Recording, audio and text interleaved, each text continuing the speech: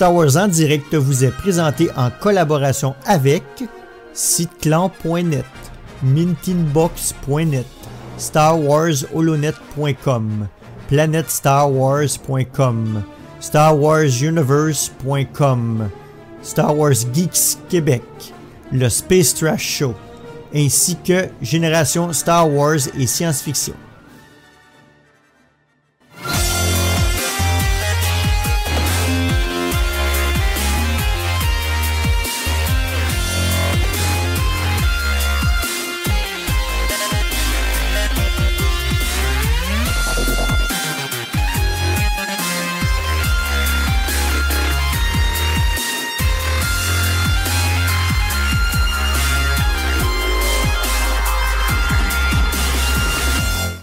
Bienvenue à Star Wars en direct, la voix du fandom Star Wars pour cette émission littérature. Aujourd'hui, nous allons nous intéresser au rattrapage des sorties Panini du second semestre. Et nous allons traiter notamment de l'adaptation de Solo, Star Wars Story, et de la mini-série Cadet Impérial. Donc je suis Loïc et ce soir je suis accompagné de Francis. Bonjour Francis. Bonsoir Loïc. Voilà, bah écoute Francis, nous revoilà pour une émission littérature à deux. Donc on va faire comme la tradition le veut, tu vas nous parler de tes petites geekeries Star Wars du moment. Oui, ben dernièrement, écoute, on a quand même beaucoup de stock entre la série Mandalorian, la sortie de Fallen Order là, que j'ai complété hier soir.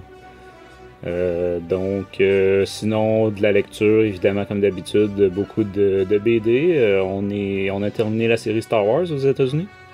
Le 75 est sorti cette semaine. Ouais. Et Afra est en passe de finir bientôt également, je crois. Oui, il va rester. Qu'est-ce qu'il va rester? Il va rester un Afra, un Target Vader et c'est pas mal ça, je pense. Et après, ça va être, comment qu'ils l'ont appelé, là, le méga numéro de 50 pages, là, qui va venir ramasser le tout. Là. Ouais, qui fait un peu le lien de tous les personnages et qui va les redispatcher. Mm-hmm. Et il reste à voir qui va survivre, parce que, bon, pour le Big Three puis Afra, on sait déjà que ce sera le cas, mais pour Valance de Target Vader, ça reste à voir. Donc... bien hâte de voir ça. Sinon, c'est pas mal ça. Donc, beaucoup de Star Wars en direct, en fait, dernièrement. Fait que... Ah bah oui. Peu de temps pour le reste. C'est ça. Bah écoute, pour ma part aussi, beaucoup de lectures. J'essaie de rattraper les romans sur lesquels je suis en retard.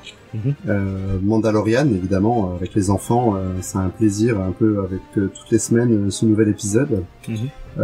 Les émissions de Star Wars en direct que je n'enregistre pas mais que j'écoute, donc ça fait du grosse geekerie Star Wars. Et alors, moi je n'ai pas donc la chance d'avoir une console nouvelle génération avec le jeu Fallen Order. Par contre, j'ai récemment, comme je l'avais fait sur Battlefront, regardé les youtubeurs qui font le montage en fait des cinématiques avec quelques phases de jeu. Pour avoir une idée de l'histoire, qui se déroule dans le jeu et de ce qui se passe pour les personnages. Donc je dois dire que j'ai été agréablement surpris parce que j'ai trouvé que l'histoire était assez prenante. D'ailleurs j'ai laissé, je vais pas aller plus loin, je vais laisser mes commentaires. Il y aura, je vais l'annoncer après, mais il y aura une émission qui va être bientôt enregistrée et les commentaires sont je les ai transmis à l'équipe, donc qui pourront éventuellement les partager s'ils les trouvent pertinents. Évidemment, ça sera pas sur les phases de jeu, parce que moi je n'ai pas joué, mais ça sera sur l'histoire, la partie graphique, et j'ai noté des petits problèmes dans les textures, mais parce qu'on les voit à travers les cinématiques. Mm-hmm. Et puis voilà, à l'instant, en fait, je te rejoins, et j'étais également en train d'enregistrer une autre émission que je garde un peu secrète pour le moment, et qui devrait plaire, j'espère, à un certain nombre qui nous la réclament depuis longtemps. J'espère ça. Voilà, donc voilà tout un peu pour mes geekeries Star Wars. Donc du coup, ça me fait tout ça nous fait parler de nos récentes émissions, parce que comme tu l'as dit, il y a eu beaucoup de nouveautés Star Wars en direct en ce moment.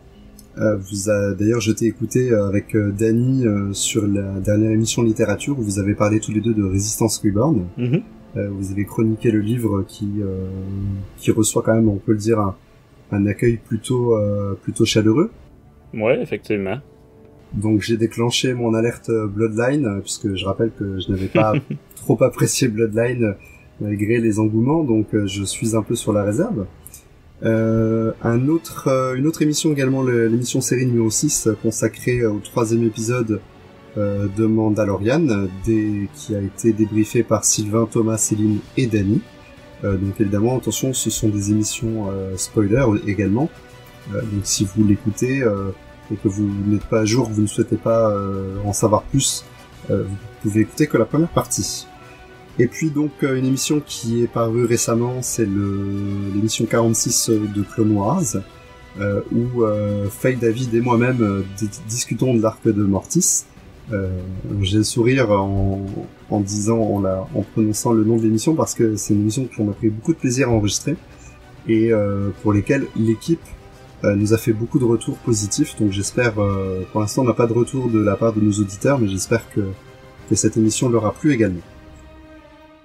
Voilà, on rappelle également que nous avons rejoint récemment Discord et que vous pouvez nous retrouver sur le serveur associé où vous pouvez participer à des discussions un peu sur tous les sujets de Star Wars et également écouter nos lives. Et si vous voulez nous soutenir, vous pouvez vous diriger vers notre boutique à l'adresse starwars.direct/boutique. Alors avant d'attaquer notre sujet, nous allons remercier comme d'habitude les partenaires, à savoir siteclan.net, mintinbox.net, starwarsthenet.com, starwarsuniverse.com, planetstarwars.com, Star Wars Geeks Québec, le Space Trash Show, et Génération Star Wars et Science-Fiction. Et sur ce, on saute en hyperespace. Oh crap! Prepare to jump into hyperspace on my mark. All right, stand by.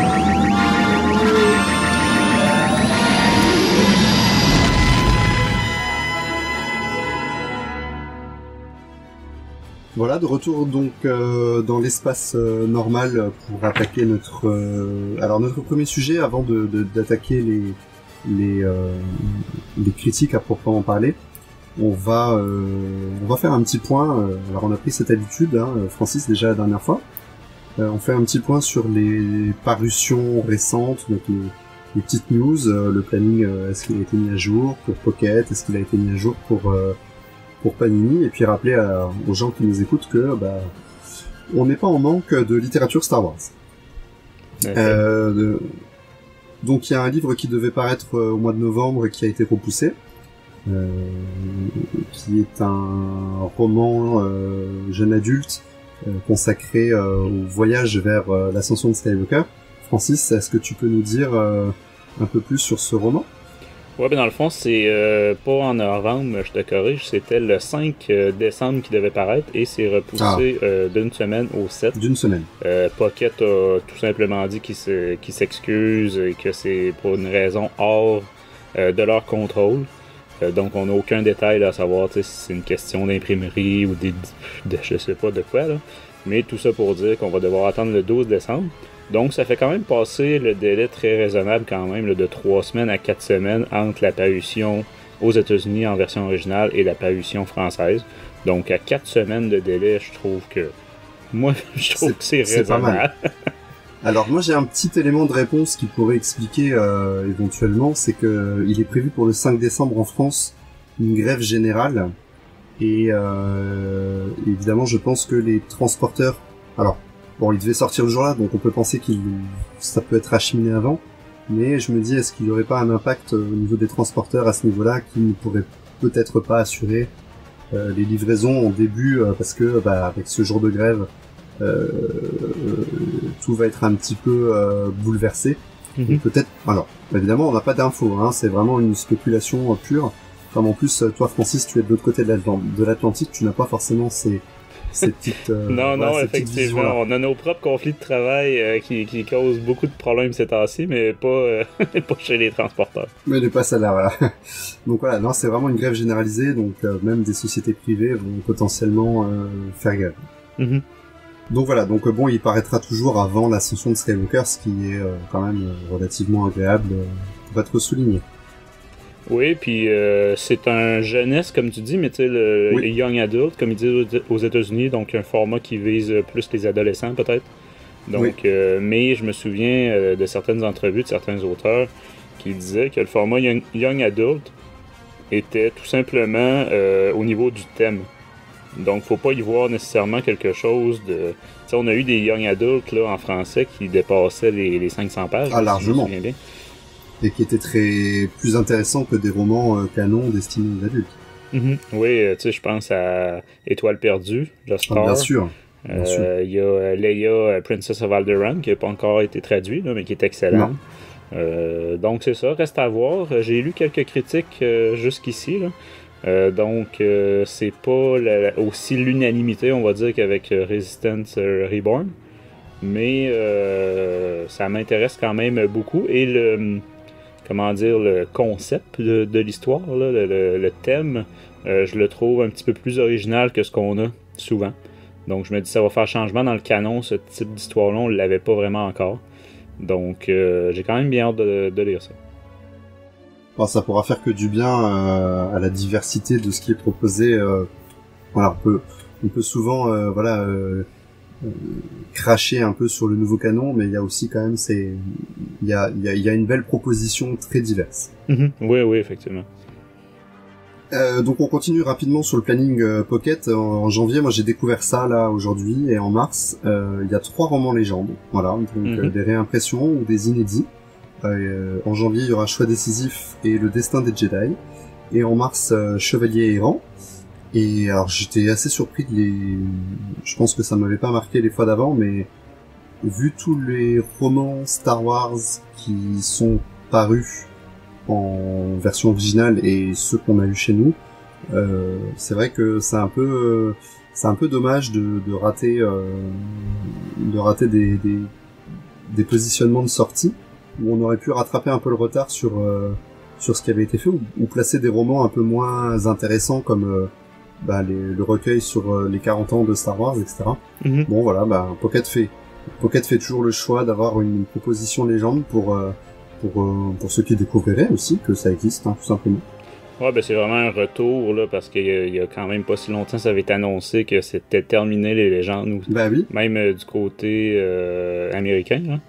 Donc, on sait pas trop le pourquoi. En France, ça peut recommencer. Mais, écoute, tant mieux pour les fans des légendes. Moi aussi, quand ça a été annoncé, je pense que c'était vers la fin de l'été, peut-être en septembre. Je me disais, bon, ça vient prendre la place d'œuvres canon qui sont en retard. Mais, en tout cas, pas en termes de rythme, parce que le calendrier Pocket reste quand même le même. Voilà, tous les 2 mois, on a notre roman de l'univers canon. C'est ça, exactement. Donc, bon, c'est ça. Fait que c'est comme un petit bonbon donné là, à ceux qui veulent toujours compléter les légendes. C'est ça. Et pour ceux qui voudraient donc compléter le canon, en février, on rappelle la sortie d'Alphabet Squadron que vous avez chroniqué et dont les avis dont toi, je crois, tu avais bien apprécié. Moi, écoute, c'est pas que j'ai bien apprécié, c'est que j'ai adoré. Donc, voilà. Du côté de Jeff, il avait beaucoup moins aimé. Et tu vois, plus récemment, il y a David de votre côté de l'Atlantique qui nous a donné un retour excellent lui aussi. Ouais. Voilà, donc ça, je suis assez... celui-là, j'ai une attente pour celui-là, j'ai hâte j'ai hâte de le lire. Et puis bon, on finit toujours en avril, on l'a déjà plusieurs fois évoqué, mais toujours Ahsoka, donc celui-là, évidemment, on l'attend énormément. Ouais, c'est celui-là, par contre, en termes de critique à l'époque, c'est pas celui qui avait eu les meilleures critiques. Mais le thème, hein, tu sais, le personnage aussi adoré d'Ahsoka, etc. Et puis bon, maintenant, on l'attend en traduction française depuis longtemps, donc il y a une attente, vraie. Ouais, c'est qu'il y avait eu la petite saga, il était censé sortir et ça a été annulé sans prévenir, là, et les gens ont dû attendre 3 ou 4 semaines avant d'avoir des réponses de chez Pocket. Mais c'est l'époque, justement, où Pocket a mis la hache dans PKJ. Parce que c'est un livre qui devait sortir en PKJ. Et bref, c'est ce qui, à mon avis, a causé le grand retard. Là. Mais c'est ça, j'ai quand même bien hâte qu'il soit disponible. Je trouve que c'est un trou un peu dans le canon là, francophone qu'il l'ait pas. Et bon, ben là, en avril, ça va fitter aussi avec le retour de The Clone Wars. Donc, d'un point de vue agenda, ça tombe bien. Ouais, ça tombe bien, tout à fait. Et alors maintenant on va passer à Panini, donc avec on rappelle donc à tous ceux qui nous écoutent et qui sont fans de littérature, hein, les dernières, les sorties prévues. Donc pour le mois de décembre, il y a Allégeance, c'est ça, si Francis, je dis pas de bêtises. Oui, effectivement, Allégeance, c'est une mini-série que plusieurs connaissent pas parce que ça a passé un peu sous le radar. C'est vraiment juste 4 épisodes très très rapides sur ce qui se passe du côté de la Résistance entre le 8 et le 9. Donc, après le roman Resistance Reborn là, qu'on parlait tantôt. Et c'est déjà terminé aux États-Unis. Ça a été publié, tu sais, souvent les séries, ça va être au mois, ou en tout cas sur un intervalle plus long. Là, ça a été à coup de semaine, ça a vraiment été rapide. Donc, c'est ce qui permet probablement à Panini de le sortir avant même la sortie du film. Parce que c'est terminé, je pense, il y a 2 semaines ou il y a 3 semaines en anglais. Je crois que c'était 15 jours, ouais. Mais du coup, on peut vraiment saluer cet effort. Là, ça fait 2 parutions qui sont autour de l'ascension de Skywalker et qui vont sortir avant le film, ou qui vont être disponibles à la sortie du film pour ceux qui voudraient aller plus loin. Ouais, je trouve que c'est rare en France, donc il faut vraiment le mentionner. C'est intéressant. Ouais, ben on voit qu'il y a un effort de fait, clairement. C'est exactement. En janvier, donc on aura le volume consacré aux vilains de l'ère de la Rébellion. Et en février, pas moins de 2 volumes. On commence l'ère de la Résistance avec le volume sur les héros, et puis donc la mini-série TIE Fighter, qui elle est parallèle plus ou moins à Alphabet Squadron, qui paraît également en février. Ben ça aussi, honnêtement, si c'est un effort, je le salue parce que c'est vraiment le fun qu'on ait les 2 en même temps, parce que c'est vraiment 2. C'est pas aussi cross-média qu'on aurait pu le croire à l'annonce des projets là, il y a 1 an, mais n'empêche qu'il y a un certain lien entre la série de BD TIE Fighter et le livre la trilogie de livres Alphabet Squadron. Donc le fait qu'en français ça sorte le même mois, écoute, si c'est un hasard, c'est un très drôle et un très heureux hasard, et si c'est planifié ça, que les 2 maisons se sont parlé, ben je salue l'effort, c'est le genre de choses que j'espère qu'il va se reproduire aussi à l'avenir. Eh bien justement, il me semble, encore une fois, sous réserve que je n'ai pas rêvé les informations, mais quelques semaines, lu une interview de Lucille Gallio, ou à moins que c'était d'Aurélien Vives de Panini, je ne sais plus, qui disait qu'ils avaient, qu'ils s'étaient coordonnés pour mettre en lien ces deux parutions. Sous réserve évidemment que je n'ai pas de mauvais souvenirs de quelque chose que j'ai pu lire ou d'une rumeur extrapolée. Voilà. Ben, très bonne chose dans ce cas-là, et ça va pardonner Panini de nous coûter si cher dernièrement. C'est ça. Donc là, avec la série, les 3 séries de l'ère 2, là, République, Rébellion et Résistance, à coup de 2 albums par mois, là, ça fait mal au portefeuille. Ça fait mal au portefeuille, mais en même temps, on aura vite fini cette série qui aurait pu s'étaler sur l'année complète, ce qui n'aurait pas forcément été le plus judicieux. Effectivement. Et puis, alors une petite news qu'on n'a pas pu traiter parce qu'on n'a pas fait d'émission depuis et qui n'a pas été reprise dans les autres émissions ou légèrement survolée. Ce fut l'annonce par Panini également du relaunch en mois de janvier du périodique Star Wars, donc celui qui, on va dire la version kiosque comme on dirait habituellement. Donc c'est une annonce qui a fait pas mal de bruit dans les amateurs de littérature VF parce que on va passer d'un format kiosque à un format softcover comme ils l'ont fait pour Marvel l'année dernière je crois, avec des petites nouveautés. Donc le rythme restera toujours mensuel pour ce magazine. La pagination par contre passera de 96 à 112 pages, ce qui permettra de proposer 5 épisodes par mois ou des fois 4 épisodes et demi, puisqu'il leur arrive de couper des épisodes, ce que personnellement je n'aime pas du tout. Et par contre évidemment, donc avec cette augmentation de pagination, une augmentation conséquente du prix, puisque le magazine passera de 5,90€ à 8,90€. Donc le papier s'améliore également, la couverture donc s'améliore également, Et le réseau de distribution change puisqu'ils ne seront plus disponibles dans les kiosques et les maisons de la presse, mais uniquement en commerce, librairie et on va dire grande surface, etc. Donc c'est quelque chose qui a fait beaucoup de bruit parce que l'augmentation donc de quand même 3 € du prix est assez importante. C'est le format softcover sur lequel j'ai déjà eu l'occasion de m'exprimer par rapport au périodique Marvel. C'est un format un peu bâtard où on est plus dans un format kiosque, c'est-à-dire qui est relativement accessible en termes de prix, mais on n'est pas non plus dans un format librairie qui justifie un prix très élevé. Ça reste une couverture souple, ça reste un regroupement d'épisodes VO, donc sur plusieurs séries. Donc là, le magazine va toujours accueillir la série Star Wars, la série Afra. La série Vader étant terminée, je ne sais pas quelle sera la 3e série qui sera au sommaire du magazine. Par contre, je pense que vu la couverture du premier qui va paraître au mois de janvier, je pense qu'on peut s'en aller vers la parution de Target Vader au sein du magazine. Peut-être pour être collecté plus tard en librairie, mais en tout cas, la première... En fait, je te reprends sur le Target Vader, probablement après...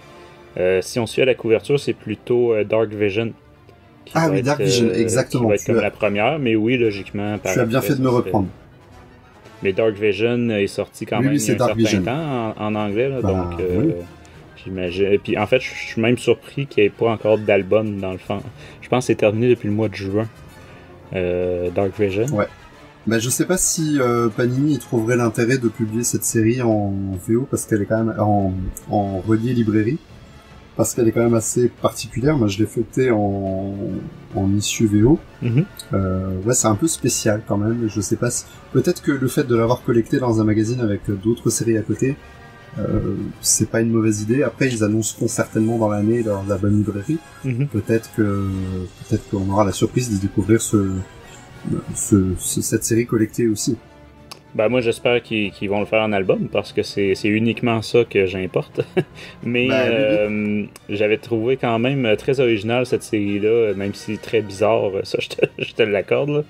Donc, j'ai quand même hâte de la revoir en français là, et que mes enfants puissent la découvrir. Et moi, ce qui m'a surtout choqué dans ce relaunch de chez Panini, c'est que je me demande, alors moi qui suis en plus un petit peu un déçu d'Afra également, je m'étais dit ça y est, je pense que pour moi le magazine kiosque de Star Wars c'est terminé, je vais m'arrêter là au mois de décembre. Et puis après il y a eu les annonces, après l'annonce de Panini, il y a eu les annonces des fins des séries dont on parlait tout à l'heure, pour le relaunch à venir également. Donc en fait j'ai tout simplement pris la décision de reprendre au numéro 1 ce relaunch le temps que se finissent les séries qui sont en cours, comme Afra et Star Wars. Et puis, j'abandonne ce format, totalement, ce format kiosque. Je le laisserai de côté, et puis je vais vous rejoindre, toi et Thomas, sur les albums uniquement en librairie, y compris pour les séries principales, mais comme elles auront recommencé au numéro 1, je n'aurai pas la sensation d'avoir un trou dans ma collection, ou d'avoir manqué quelque chose. Logique.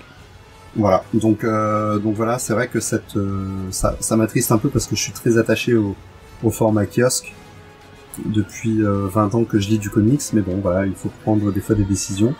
Et puis je ne le fais pas pour Spider-Man, je continue ce soft cover. Par contre, je vais le faire pour Star Wars puisque ça sera le bon moment. Et je dépenserai encore 8,90€ pendant 3-4 mois le temps que les séries arrivent à leur conclusion. J'imagine que c'est des décisions d'affaires là, pour des raisons commerciales. Je connais pas du tout la situation en France, évidemment. Ici au Québec, ça a jamais été distribué là, en kiosque, là, comme vous dites. Là. Mais c'est l'augmentation du prix, il faut dire qu'on l'a vu aussi chez les albums. Ah oui, les albums, on en a parlé dans les précédentes émissions aussi.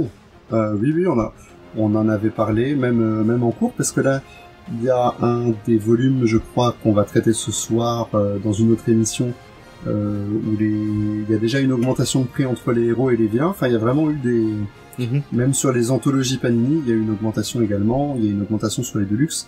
Donc toute la gamme est impactée. Et c'est sans parler, là on est du côté de Panini. On parle un peu moins sur Star Wars en direct de Delcourt, mais du côté de Delcourt, les augmentations étaient encore plus substantielles. Donc j'imagine que c'est une question de marché là, à ce moment-là. Bah, nous, on a des bribes de réponse du côté de Panini, c'est qu'il y a eu un changement de distributeur, il y a eu des gros problèmes avec la faillite ou quasi faillite d'un distributeur. Donc ils ont dû revoir toute leur politique, ce qui a donné un changement dans l'offre commerciale. Maintenant, ils avaient fait ce changement déjà chez Marvel l'année dernière, et le magazine Star Wars n'avait pas été impacté à ce moment-là, et bon, moi je m'en suis réjoui à l'époque. Et bon, c'est un peu logique que le magazine rejoigne le même format que le reste de leur gamme. Bon. Mais ça, voilà. Après, on est toujours sur un tarif plus avantageux que la VO, évidemment, mais je pense que ça va signer un peu à terme l'arrêt de mort de cette parution, parce que logiquement les gens vont se tourner bien plus vers la librairie que vers ce magazine. Voilà, maintenant on verra bien. Et puis pour finir, avant d'attaquer nos reviews, on fait un petit détour par les États-Unis, puisqu'aujourd'hui a été annoncé la date de parution du premier roman de la nouvelle trilogie Throne, donc qui est préquel à la trilogie qui est déjà parue. Donc c'est Throne Ascendancy, donc le nom de cette trilogie, avec le premier volume donc qui s'appellera Chaos Rising, et qui va paraître aux États-Unis le 5 mai 2020. Alors je sais pas Francis, si toi tu es en attente, si tu as une attente par rapport à cette trilogie, moi pas du tout, je suis toujours bloqué dans le deuxième volet de la trilogie consacrée à Throne qui est déjà paru. Ok. Voilà, j'ai toujours pas avancé, donc je suis pas du tout, j'ai pas d'attente par rapport à ce volet. Ben, je te dirais que de persévérer, pour ce qui est de la trilogie actuelle, de persévérer, déjà le deuxième est le plus faible des trois. Et peut-être que ton intérêt pour cette nouvelle trilogie va croître à la lecture du troisième volume qui s'appelait Treason. J'imagine que ça va être trahison là, en français. Oui, certainement. Mais parce que justement on explore un peu plus les Chiss dans le troisième.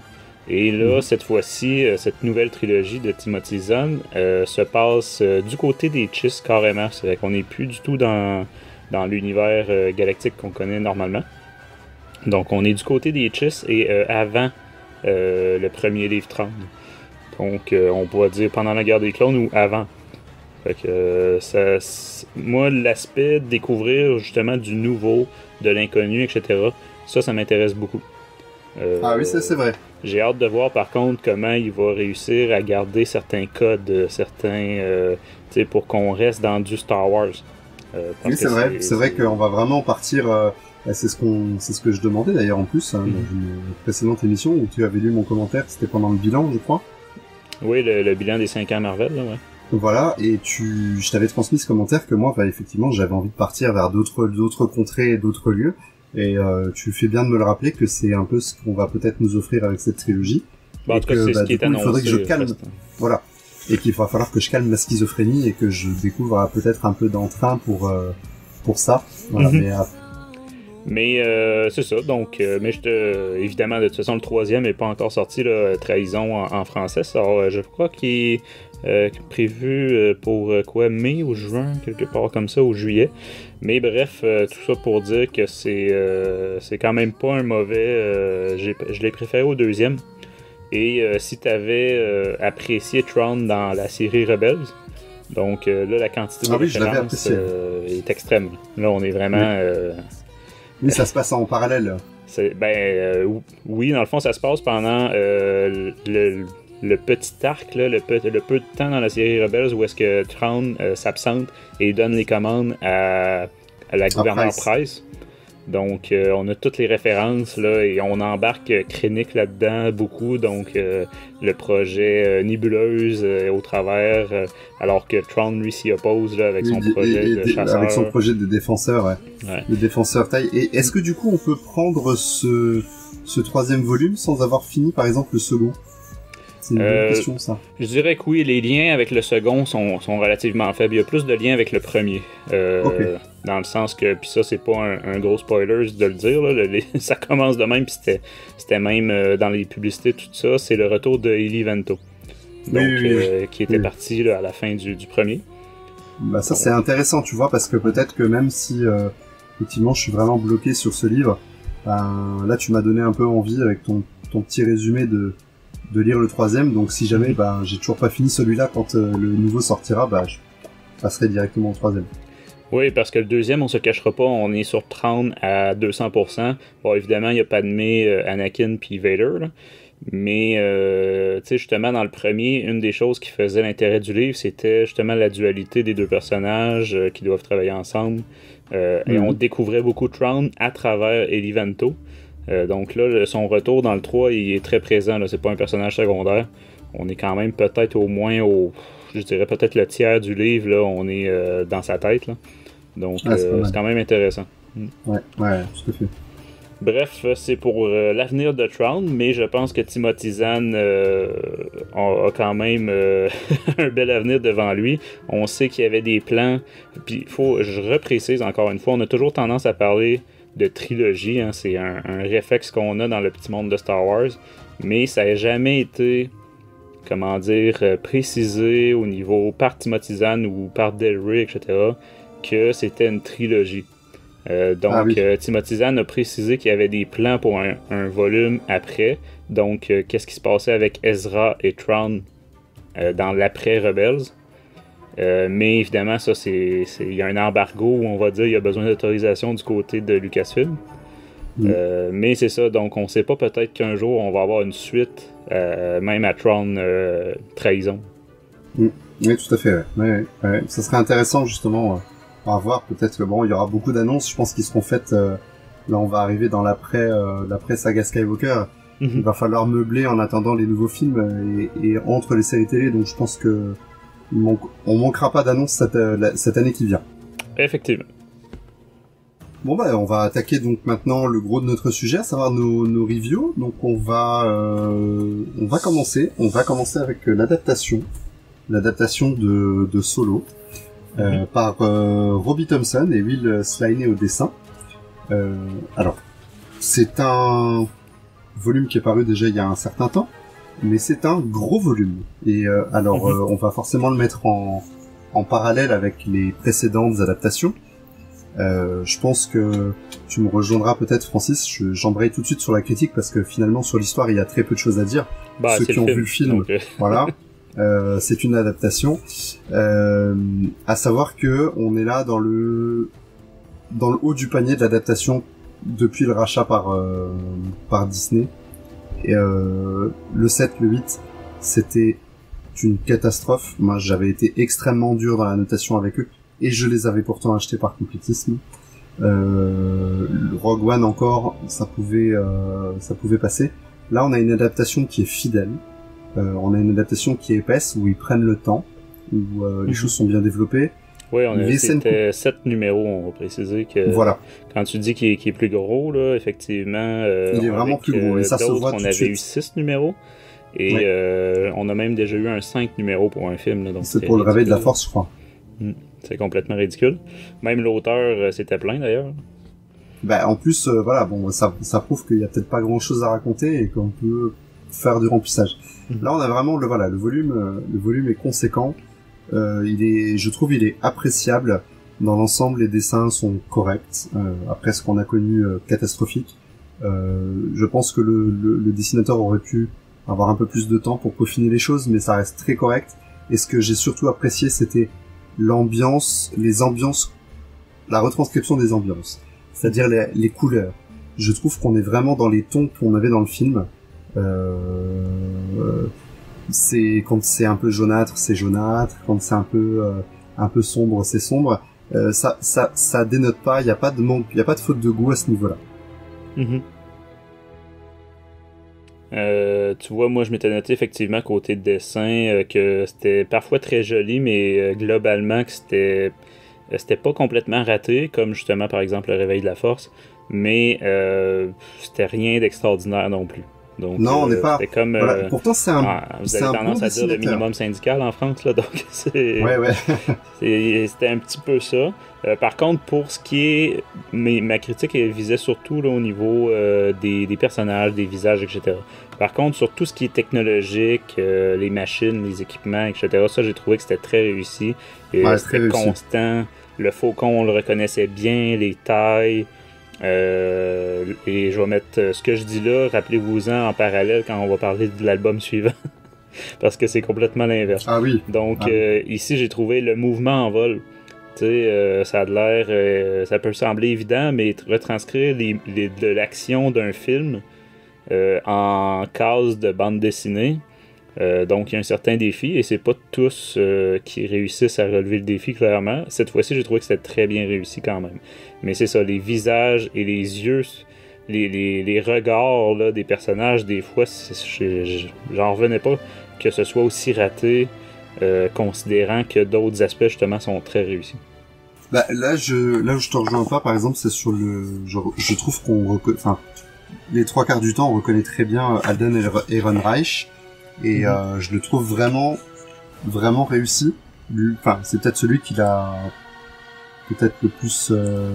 Il s'est le plus appliqué sur celui-ci. Mais voilà. En tout cas, sincèrement, c'est une adaptation sur que je pourrais franchement feuilleter de manière très régulière, contrairement aux autres adaptations.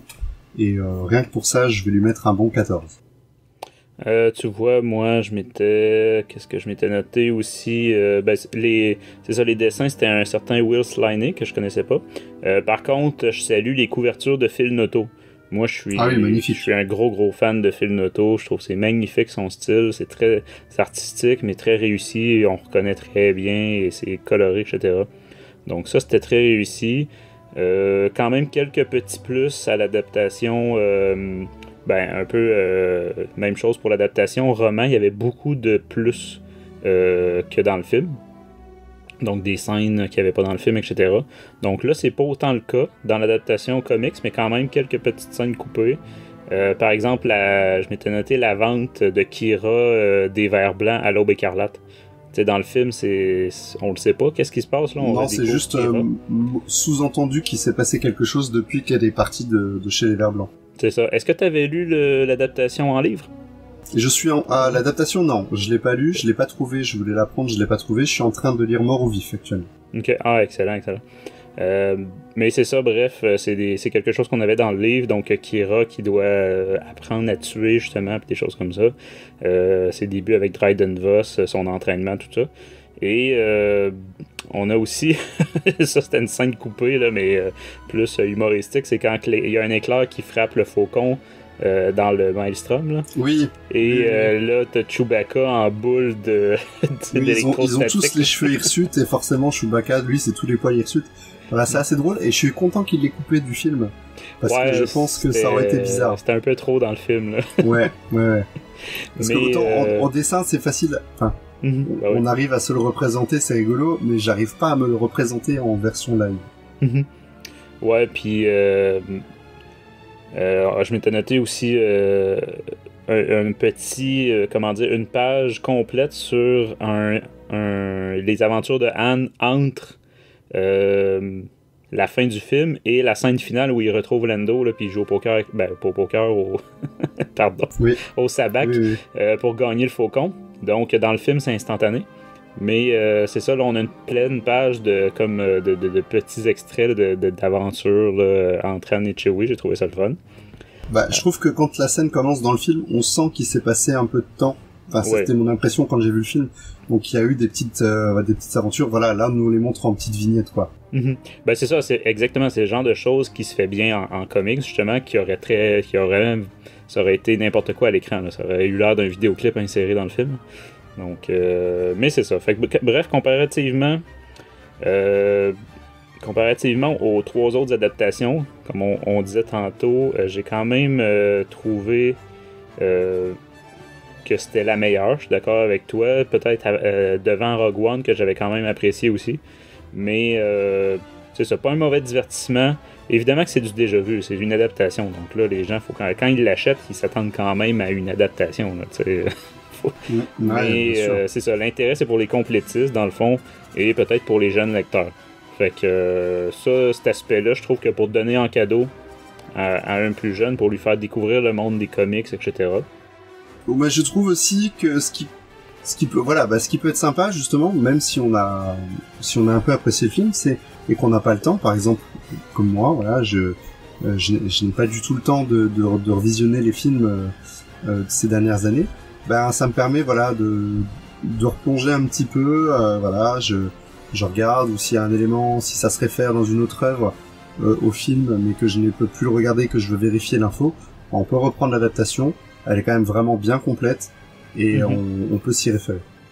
Et je l'ai dit tantôt, mais je salue encore une fois, on est rendu à 7 numéros pour une adaptation de film, donc c'est quelque chose que je trouve très bien parce que l'air de rien, ça prend du volume. Je veux dire, c'était un film, là. Un peu comme quand il avait adapté Tron, ça aurait peut-être pris un numéro supplémentaire. Donc, le fait que là, il ait donné 7 numéros pour adapter Solo, je trouve que c'est une très bonne chose. Fait que pour tout ça, je lui donne un 12 sur 20. Donc, un 60%, c'est pas... c'est relativement faible. C'est peut-être mes attentes qui étaient un peu grandes, justement, après celle de Rogue One. Peut-être aussi parce que j'ai lu le livre et que j'aurais aimé en avoir plus, tu sais, d'extra. Oui, peut-être. Mais c'est ça, moi, c'est... Le gros des points perdus, je dirais, c'est sur les dessins, comme je disais tantôt. L'inconsistance au niveau des visages, c'est vraiment le point faible de ce dessinateur-là, en tout cas dans cet album-là. Ça m'a complètement sorti des fois là, de l'immersion dans l'histoire. Ouais, je vois. Ouais. Bon, bah, on va enchaîner sur notre deuxième volume, et puis on va rester dans la thématique Solo. Avec l'album Solo, donc Cadet Impérial, la mini-série par Robbie Thompson et dessinée par Leonard Kirk. Alors Francis, est-ce que tu peux nous résumer cette mini-série et puis nous donner ton impression?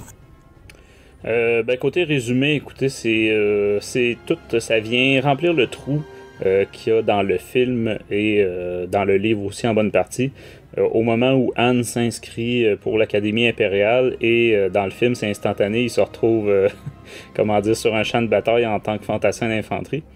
Donc il y a des raisons à cela et tout ça c'est un peu décrit dans le livre. Et là, par contre, dans la BD Cadet Impérial, on est dans du 100% neuf, on va dire, une nouvelle histoire qui n'avait pas du tout ni dans les scènes coupées, ni dans le livre, etc.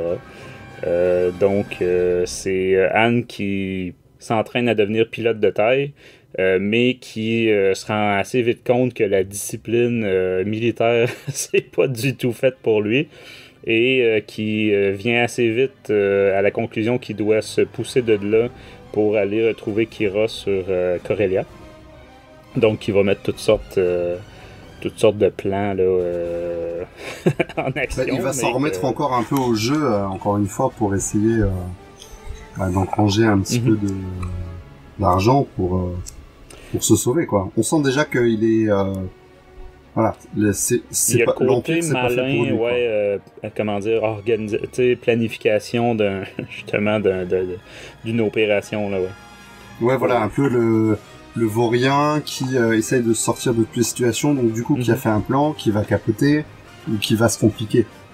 Ouais, et puis il y a le côté de Anne qui justement va faire ce qu'il y a de bien au final. Évidemment, quand tu es dans une académie impériale, les occasions sont un peu plus limitées, mais au fil des missions puis des aventures là, qu'il va vivre comme cadet, il va se retrouver dans une situation justement où il va avoir il va, sacrifier son plan d'évasion justement là, pour donner l'occasion à quelqu'un d'autre de le faire à sa place. Donc t'as le Han un peu qu'on retrouve dans le livre que tu es en train de lire justement, Most Wanted, au vif. Donc le Han un petit peu moins désabusé que celui qu'on a connu dans la trilogie originale. Ah bah il est encore, on peut dire presque qu'il a encore des convictions et qu'il sait ce qu'il veut faire et où il veut aller, quoi. Donc c'est ça, mais bref, vous vous doutez, là, vu le film, que ça va mal se terminer pour lui. Bon, tout ça pour dire, d'un point de vue critique, je vais commencer par les couvertures, encore une fois, on va clairer ça. J'ai trouvé que c'était, encore une fois, magnifique. Cette fois-ci, c'est un David Nakayama qui signe ça. Donc, il y a un très bon choix aussi de couverture pour l'album de la part de Panini. Donc, on voit Anne à une table de jeu style Las Vegas, là, en train de jeter les dés. J'ai trouvé ça tout simplement magnifique. Donc, même s'il y en aurait eu d'autres, là... Moi, j'aurais pas choisi celle-là, mais... Non, ben tu vois, moi, celle qui a au revers de l'album, je la trouve tellement belle aussi, et c'était le premier numéro. Et quand ça a été annoncé, tu sais, quelques mois avant le début de la parution, je me souviens avoir dit dans une autre émission, mais écoutez, avec une couverture de même, ça peut juste être excellent. On a Anne qui se fait engueuler par son supérieur, en tout cas par un supérieur, devant un taille en feu, là, craché. Donc, et le petit sourire de Anne, là, qui s'en fout. Oui, qui s'en fout complètement. Donc, qui est habitué, là, bref. Moi, ça aussi, je l'avais mentionné sur d'autres œuvres qui traitent de Han Solo. Je sais plus, peut-être pour le livre. Mais moi, j'ai toujours des petits rappels de mon passage personnel dans l'armée aussi. où j'avais un petit peu l'attitude justement d'Han Solo à l'époque. J'étais quand même pas mal plus jeune, donc quelques problèmes de discipline justement. Ouais, c'est marrant, du coup tu peux t'identifier facilement à ce personnage, quoi. Ouais, exactement, c'est ça. Normalement je m'identifie moins à Han Solo, mais sur son passage dans l'armée impériale, ça je m'y reconnais vraiment. Ah, c'est pas mal. Mais bref, pour revenir à la critique, j'ai parlé des couvertures. Pour le reste des graphiques, j'ai trouvé que c'était pas affreux, c'était pas laid, mais c'était inconstant, surtout au niveau technologique. Donc l'inverse de ce que je disais pour l'autre album. Cette fois-ci, on a des chasseurs-taille qui ressemblent pas à des chasseurs-taille.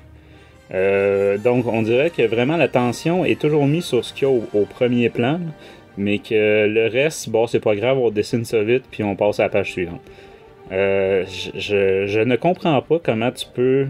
C'est peut-être moi qui ai justement une personnalité trop perfectionniste et compagnie. Ça m'échappe comment tu peux livrer un travail comme ça, tu sais. Je veux dire, un taille, là, c'est des lignes droites. Je veux dire, c'est un hexagone de lignes droites. C'est la perspective. C'est dans la perspective que ça se joue, et c'est pour ça moi je trouve qu'on a retrouvé un peu ce qu'on avait au début de l'ancien canon Légende. On avait beaucoup ça, en fait, cette espèce de TIE Fighter qui ressemble un peu au TIE Fighter de Kenner des années 80, où il est un peu trop large, un peu trop écarté avec des ailes trop courtes, un peu lourdeau, quoi. Un peu ce qu'ils ont fait dans Rebels. Exactement, un peu ce qui ressemble à Rebels. Et je pense qu'en fait la difficulté vient pour gérer la perspective et donner à tout ça un aspect élancé en utilisant le reste de la page. Enfin, ça doit être extrêmement difficile, comme tu disais tout à l'heure. C'est pas évident de réussir à retranscrire des scènes d'un film, mais encore plus difficile de réutiliser des éléments d'un film pour les inscrire dans une scène que tu n'as jamais vue, mais où il va falloir que tu essaies de redonner une dynamique. Et je trouve que, parallèlement à ça, alors je trouve qu'il s'en sort bien sur l'aspect dynamique, et qu'on le ressent pas mal à la lecture des épisodes, notamment on va dire la scène de fin, quand ils attaquent et tout, quand ils sont sur la planète. Je trouve que c'est voilà, c'est bien dynamique. Je trouve que voilà, on ressent bien, moi je ressens bien la bataille, je ressens bien l'urgence, etc. Oui, effectivement, on sent que c'est ça, on est pour préciser, pour ceux qui l'avaient pas lu, on est vraiment dans une zone de guerre, de conflit direct. Il va même avoir un bombardement là, par des TIE Bombers, puis nos héros, évidemment, sont au travers de ça, mais comme tu dis, effectivement, ça, c'était bien réussi, cette finale-là. Justement, c'est ça, pour rester dans l'histoire. Personnellement, j'ai bien aimé le début, le petit rappel au livre que tu es en train de lire, justement, Most Wanted, Mort ou Vif. Donc, c'est... d'ailleurs, les deux étaient sortis pratiquement en même temps là, à l'époque. Mais, tu sais, comment dire, les petites aventures avec Kira. Donc, je sais plus si c'est une page ou combien, là, mais on a un petit rappel de ce côté-là. Je m'étais noté qu'on a... Je l'ai lu bien avant. Du coup, comme je suis seulement en train de lire Mort au Vif, Du coup, j'ai Ouais, pas t'as pas fait attention. Ouais. Non, il faudrait que je relise l'album éventuellement pour voir si ça me parle. Ben, tu vois, je l'ai dans les mains. C'est justement Anne qui vole une mallette, on va dire, là, puis qui se pousse avec Kira. Dans le fond, je pense que c'est qu'il espère que c'est son billet de sortie de sortie de Corellia. Et il y a toute une course-poursuite, là. Donc, c'est ça. Il essaye de un peu comme il va finir par faire avec le coaxium, puis là, il se fait discipliner par Lady Proxima, etc. Mais c'est pas quelque chose qu'il y a dans le livre que tu lis, là. C'est plus une espèce d'entre-deux entre le livre que tu lis et le film ou le livre, là, ça. Ok. Et mais c'est ça, à la fin, il y a le petit tube, si on peut appeler ça, le flacon là, de coaxium. Donc ça, j'ai quand même bien aimé de ce côté-là. On a un solo, quand même, j'ai trouvé très fidèle à la version du film ou du roman. Donc, comme je disais tantôt, indiscipliné, mais moins égoïste que le Han Solo là, de la trilogie originale. Il est fidèle à son obsession là, de retourner sur Corellia, quasiment même trop, là, dans le sens, à un moment donné, tu te dis, élabore un plan, là, arrête de juste voler un taille et de pousser. Là.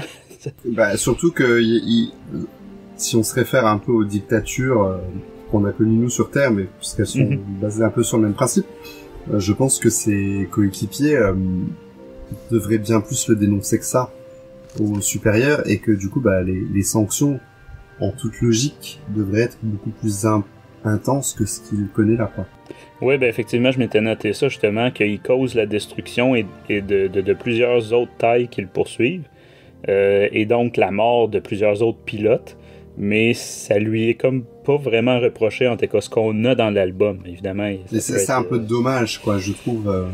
Ben c'est ça, je comprends, mais là, tu sais, il lui pardonne beaucoup de choses parce que c'est vraiment un pilote exceptionnel, puis ça, ils lui reconnaissent. Mais tu sais, un moment donné, quand tu causes la mort de plusieurs autres coéquipiers, là, c'est parce qu'il y a des limites. Ben, c'est ça. Bah surtout si ça arrive, voilà, si ça arrive et que ça arrive et que ça arrive, ça se reproduit. Il aurait dû finir. Ou alors, dans ce cas-là, dans l'histoire, peut-être prendre des événements un peu moins impactants pour garder un semblant de cohérence. Ben, t'étais pas obligé de faire exploser les tailles, c'est ça. Bah, c'est ça. Quelque part. Qu'ils se détruisent, qu'ils se crachent et que les pilotes, éventuellement même blessés, comme là on le voit, mais pas forcément morts. Non, c'est ça. Et, ben, bref, c'est des petits... ça, ce serait au niveau scénaristique là, plus qu'au niveau graphique. Au niveau scénaristique aussi, je m'étais noté, à la fin, il y a un retournement. C'est comme vraiment la surprise à la fin que je m'attendais pas, et peut-être parce que ça arrive vraiment instantané. Donc, c'est une des cadets là, qui est quand même toujours la ultra disciplinée et droite, si on peut dire, qui là, pour une raison légitime, décide de complètement revirer sa veste, si on peut dire, là, et de quitter l'Empire. Donc ça, j'ai trouvé que c'était instantané, qu'on le voyait pas venir, que c'était pas construit au fil de l'histoire. Donc j'ai trouvé ça un peu bizarre. Par contre, Robbie Thompson, il y a quand même d'autres éléments très intéressants. Déjà, je sais pas si toi tu connaissais le personnage Légende avant, mais c'est l'introduction de Valance. Non, tu le mentionnais tout à l'heure via Target Vader, je crois. Oui, exactement, c'est ça. C'est Valance, c'était dans les légendes, c'était un chasseur de primes, un ex-impérial. Et là, dans le fond, il est introduit dans cet album-là. Oui. Personnage, justement, c'est un super soldat, si on peut dire. Un excellent, celui qui a les meilleurs résultats tout le temps là, à l'académie, tout ça. Et bref, c'est ça. Par après, là, il lui arrive toutes sortes de choses qui fait qu'il va devenir mi-cyborg, là, un peu à la Darth Vader, mais en moins costume robotique. Moins drastique. Ouais. Mais personnage tellement intéressant qu'il y a maintenant, c'est ça, sa propre série, Target Vader, et que je vous conseille, que j'ai quand même bien aimé. J'ai pas fait le lien à la lecture de l'album qu'il s'agissait du même personnage. Non, moi non plus. Au début, il est juste mentionné. Puis, c'est ça, dans les légendes, il y avait vraiment la moitié du visage en robot Terminator avant le temps. Et, parce que c'est plus ancien, si je me trompe pas. Mais là, cette fois-ci, c'est ça, c'est vraiment avant. Donc, c'est pas un personnage qui m'avait marqué, là, mais c'est par après que j'ai allumé avec la série Target Vader. Idem pour les 2 frères jumeaux qui sont dans cet album-là. Il y a 2 cadets jumeaux avec le crâne rasé puis des gros tatouages en pointe de l'arrière vers l'avant, qui reviennent dans la série dont on parlait tantôt, qui sort en février, TIE Fighter. TIE Fighter. Ouais, donc on les revoit dans TIE Fighter. Fait que ça, j'ai trouvé ça intéressant, justement, que j'aurais pas cru quand il est sorti Cadet Impérial en VO là, l'année dernière, qu'il y aurait autant de stock construit par-dessus cette BD-là par après. C'est bien aussi que on ait des personnages qui sont introduits dans une série et puis qu'on puisse les retrouver ailleurs, parce que on a assez reproché ça au nouvel univers canon. Et voilà, même si ce sont pas des personnages principaux, même si ce sont pas des personnages essentiels à une histoire, au moins l'effort est fait. Oui, exactement. Ça n'a pas besoin nécessairement d'être les personnages principaux, c'est ça. C'est le concept du fanservice là, puis de l'easter egg, c'est justement, ça vient juste nous récompenser ceux qui le voient. Ça enlève rien à ceux qui le voient pas. Là. Ceux qui n'ont pas réalisé que Chopper était dans Rogue One, ils s'en foutent, ça change rien à leur vie, mais pour ceux qui avaient pris la série Rebels, c'est le clin d'œil, c'est ça, la petite récompense. C'est ça. Mais donc c'est ça, bref, je trouve que c'est une série que plusieurs personnes vont avoir passé complètement par-dessus pour plein de raisons, que par exemple c'était sur Solo ou un simple dérivé du film Solo, etc. Mais au final, on va retrouver des éléments là, ailleurs par après. Et tu vois, j'ai l'album en main, puis je revois la couverture justement là, dans une espèce de casino. Et tout ce numéro-là, le plan de Han et tous les événements qui se passent dans ce casino-là, j'ai trouvé ça excellent, vraiment. Là. Puis tu sais, qu'au final, en plus, ils fassent tout ça, encore une fois, non pas pour s'amuser comme on pourrait le croire, comme ce que lui aime à laisser croire aux gens, là, comme quoi que c'est quelqu'un d'insouciant, etc. Mais en réalité, il fait tout ça pour pouvoir rejoindre Kira, encore une fois. Donc ça, j'ai trouvé ça quand même très, très le fun. Donc au global, je dirais que c'est pas mauvais. C'est vraiment un bon petit divertissement. Moi, je pense que les fans de Han Solo devraient bien l'aimer, devraient retrouver leur personnage. Puis les gens qui ont aimé le film, je trouve que c'est ça fait un bon complément au film. Donc, c'est rien d'extraordinaire non plus, c'est rien d'absolument essentiel, mais je pense pas que ce soit le but d'être un essentiel. L'objectif était d'être un complément, puis c'est réussi. Donc, pour ça, moi, j'y donnais un 70%, donc un 14 sur 20. Et quant à moi, du coup, je me suis un peu surpris à me laisser entraîner par la lecture de ce volume, parce que, comme tu le dis, même si les événements qui se passent ne sont pas essentiels, je les ai trouvés bien racontés. Je me suis quand même un peu mélangé dans les personnages. On sent que c'est pas des personnages auxquels on va s'attacher forcément, hormis Anne évidemment, mais du coup j'avais du mal des fois à les replacer. Le dessin n'aide pas parce qu'ils sont tous dessinés pas mal de la même façon pour les personnages humains. Du coup j'avais du mal à les replacer des fois, donc c'était un peu flou. Mais bon, au final, ça reste relativement anecdotique. C'est pas la lecture de l'année, même si elle est très très sympa. Et du coup, moi, alors je sais plus, je crois que je t'avais donné ma note, mais on va voir si je suis cohérent avec moi-même. Moi, je lui donnerais un 12 ou un 13, parce que finalement, ça reste une histoire agréable, et que dans tout ce canon, on n'a pas souvent quand même une histoire agréable à lire, sympathique à l'œil, et voilà, qui se prennent pas la tête et qui soit un peu sans prétention, et ça fait un peu du bien aussi, quoi. Donc voilà, moi je dirais allez 12 sur 20 pour ma part. Donc voilà, ce qui conclut cette édition de Star Wars en direct, édition littérature. Merci à Francis d'avoir partagé ce moment avec moi. Francis, comment on peut te rejoindre si on cherche à te parler sur Internet ? Oui, effectivement, commentaires, questions ou insultes, ça me dérange pas du tout. Donc, évidemment, le groupe Facebook et tout ce qui est commentaires des épisodes, je me fais un devoir d'aller lire ça et de vous répondre.